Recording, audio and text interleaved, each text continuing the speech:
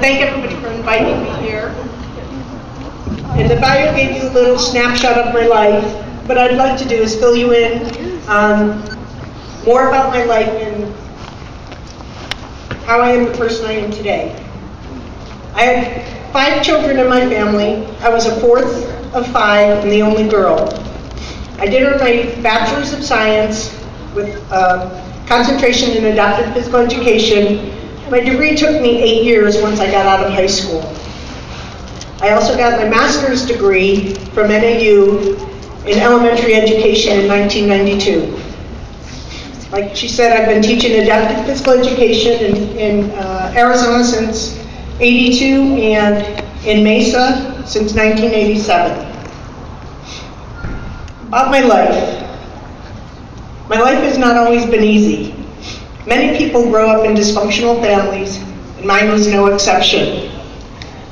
I want to start with a little history of my parents so that you can understand the depth of the cycle of abuse that has consumed my life. Both of my parents are the oldest in their family, and both were abused by their parents. My dad's father tended to beat him pretty regularly for even getting B's on his report card.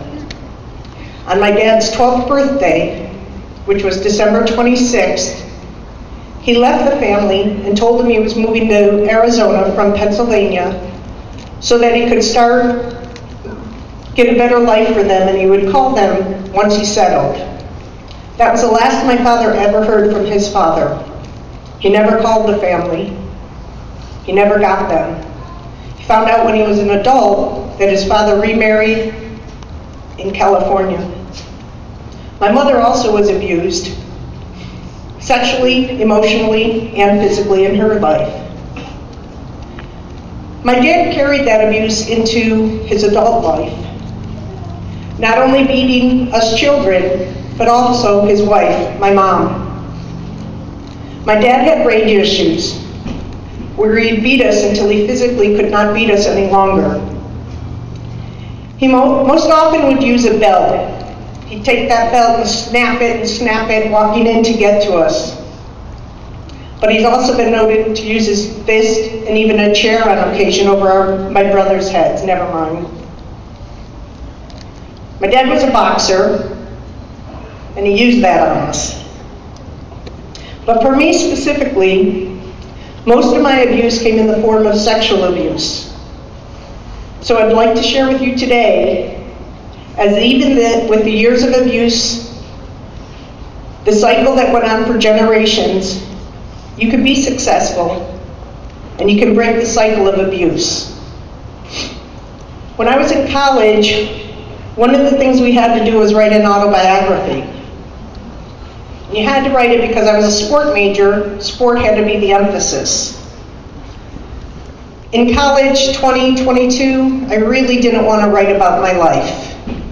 So I contemplated lying, making up a story, and I decided against that. But to write an autobiography was difficult. So what I chose to do was write my life in a series of poems. I'll end up sharing 2 of those with you. So the one poem. What is female, I asked. Why can men invade my space? What gives them the right? Even before I know myself, they make me think less of me. My self-image, my self-worth was all controlled by them. They can make me feel inferior even before I know what inferior means. Was it right for them to invade me? Did it make them feel more like men? What if they knew of the baby I carried? It helped that no one found out, and it left me so early. What do they think? Do they care that I was scared? Did they know I have hidden behind the fears? Those men used me for so long, and protected me too. Did one erase the other? The questions I ask, the answers I've yet to find. The understanding will come, but be gentle with myself, I'm told. I don't remember my childhood without sexual abuse. As far back as I can remember, it was happening to me on a regular basis. By the age of 13, I had been abused repeatedly by over 8 males. My earliest full memory was when I was in an abandoned building with a circle of guys around me, each having their turn with me. I was 6 or 7 at the time. When I got home, my mom asked me why my back was so dirty. I told some sort of a 6-year-old lie, but I was taken into the bathroom and beat for allowing this to happen and told never to let it happen again. I did not totally understand what was wrong since it had been happening to me all my life. Academically, I was a very poor student. We moved from Buffalo, New York to Grand Island, New York in the middle of the 3rd grade. I was very far behind the rest of the class, and I was also not very well kept. So I stuck out. I stuck out for the lack of care, my attention-seeking behaviors, and my lack of smarts. In the 5th grade, I was in the beginning 2nd grade reading level. Reading has always been difficult for me, and so much of your schooling is about how well you can read and comprehend. In the 6th grade, I had a miscarriage. I did not share this information with anyone, but I was starting to understand that maybe this was not happening to other people. It was such a confusing time for me to know the life you had led to this point was wrong, was bad, was not what other students or children were doing. One of the lowest points in my life came when I was laying in bed, and at this time my 3 brothers came into my room, pulled the blankets off me, and started taking pictures of me. I mean, I was in my pajamas and everything, but for some reason that incident struck me worse than any other. I got up, I went to the kitchen, I took a butcher knife, and I put it at my stomach. And I just watched, and I can see it pushing into my stomach. Something stopped me. I didn't go any further, and I went back to bed. And finally, in 7th grade, I put a stop to the behavior I had known all my life. But again, confusion. Was this love? Was this people showing me they cared? Was this the only type of physical attention I would ever receive? Stopping the abuse was not just stopping abuse, but was stopping being, living, acting, responding, in some ways being cared for, the only way I had known. To this day, I remember the decision to make it stop. I was in the locker room in PE, and I decided I would never let this happen to me again. And my thought was, I'm never going to be funny again, which I thought was a kind of odd thought, but I'd been hiding behind the laughter. That's when sports became my release, my safe place. In high school, each year I played 5 different sports, because if you were playing sports, you didn't have to go home early because sports were after school. And I tried never to go home early. In junior college, I played 4 sports. And at the university level, I played goalie on a nationally ranked field hockey team. Read this my poem about sports real quick here. The sports I played, the release they provided, the escape into a world without any fears.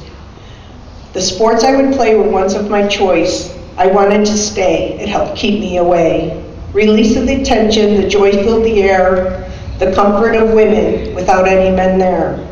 The sports I played all taught me a lot. It's okay to be strong and fight all along. A woman can sweat and then wear a dress. Do your best, support all the rest. The confidence I've gained comes from playing the game.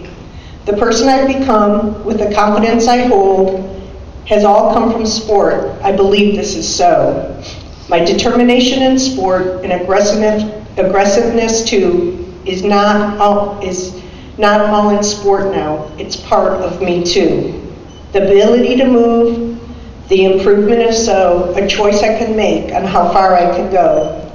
The time I have given it is nothing to fulfill that I treasure so dear. Although I felt safe with sports, I was still a victim. I managed to move out of my house at 18, went to a junior college. I had very poor grades, but I got into the junior college. I got out of the junior college with a 2.0 grade point average, so that was a struggle for me. As I mentioned, college took a lot of years, many years, more realizations and more time to think about my past. I knew I wanted to break the cycle of abuse. I wanted to someday have a child and treat that child with love, honest, caring love, and respect. One thing I did learn about myself through the abuse, even though I had difficulty with reading and comprehension, I was able to read and comprehend people. I could read people. Probably from all the years of having to read the males in my life to know at each moment if I was going to be safe or abused. I could read their intent with me within seconds of them entering my world. I think my ability to read people has helped me be successful in my adult life. It's a skill I use with my students, and most importantly, with raising a son. I was able to look into my son's eyes and see what he was feeling. I knew early on that I would break this cycle of abuse because I would look at my son. I would feel what he was feeling. One story that really hit me was when he was about 2.5, and we were eating, and he was at his little high chair and eating, and he was being very, very messy. And I just remember saying to him, "You're eating like a pig." And he just looked at me with the saddest, biggest eyes and said, "I'm not a pig." And right then I thought, I will never ever say anything that would hurt him like that again. And it seemed minor at the time, but by the look in his eyes, I could tell that I had really hurt him. Around that age, walking with my dad one time, my son was a little active, and he was running ahead of us, and my dad told me, "You will never have control of that boy if you don't put a hand on him." And I looked at my dad and said, "I will never put a hand on him, and I will have control of him." My son's 22, he's an exceptional young man. He graduated from college in 4 years, and right now he's teaching English in China. Statistically, when you look at sexually abused victims, the numbers are 1 in 4 women and 1 in 6 men will be sexually abused by the time they're 18. Just take a minute and look around. Look around this facility right here, the people here. 1 in 4 women, 1 in 6 men. Those numbers are staggering. And those are only the reported cases. Stopping the cycle of abuse is critical. It's possible, and it takes a great deal of work, but it is possible. You can be a part of someone's healing, recovery, and success. Although you might not be a victim yourself or a victim of abuse, that does not mean you won't encounter a victim sometime in your life. A partner, a boss, a friend, an employer, heck, it might even be your parent. Even though I broke the cycle of abuse, that doesn't mean I don't remember. Raising a child brought back very intense feelings at different times for me during his development, particularly during the ages of 10 and 13. It was a difficult time for me.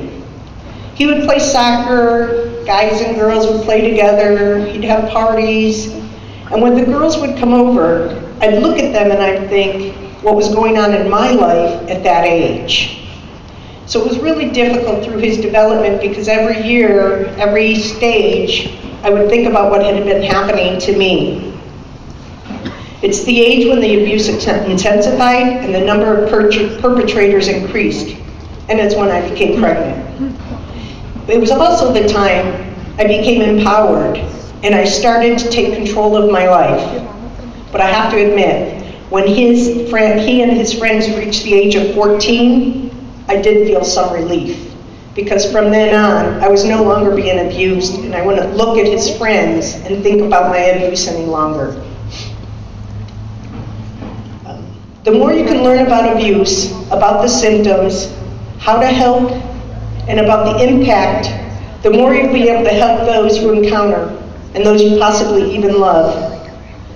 What the members of the Leadership Academy is doing today needs to be praised, respected, and I believe will change your life. You might look at that one student in your English class, your PE class, your math class, the one who is withdrawn, shy, insecure, dressed unstyled, doing poorly academically, or even the one that is bold, loud, assertive, dressed suggestively, and you question, do you really know them? Should you really judge them without knowing their life history? You might be that one person who smiles at them today, who asks them how they are doing, the one that might just make a difference in their life. I hope with all you have learned about abuse and what you have heard from me, you can see that the cycle of abuse can be broken and you can be successful. Even with my start in life, I have achieved. I have become someone, and I hope I can say I have made a difference in someone's life. I want to thank you for providing me this opportunity to share, and as one of my professors wrote after they read my autobiography, each time you put down or lay down a bit of your past, your load will be lighter. You will have more space to fill with new feelings, new people, and new joy. I want to thank you for giving me more space to fill with joy. I'm going to end with reading a little bit from the song The Living Proof by Mary J. Blige from the movie The Help. It's going to be a long, long journey. It's going to be an uphill climb. It's going to be a tough fight. It's going to be some lonely nights, but I'm ready to carry on. So glad the worst is over, because it almost took me down. I can start living now. I feel like I can do anything. I'm finally not afraid to breathe. Anything you say to me and everything you do, you can't deny the truth, because I'm the living proof. So many don't survive, they just don't make it through. But look at me, I'm the living proof. Thank you.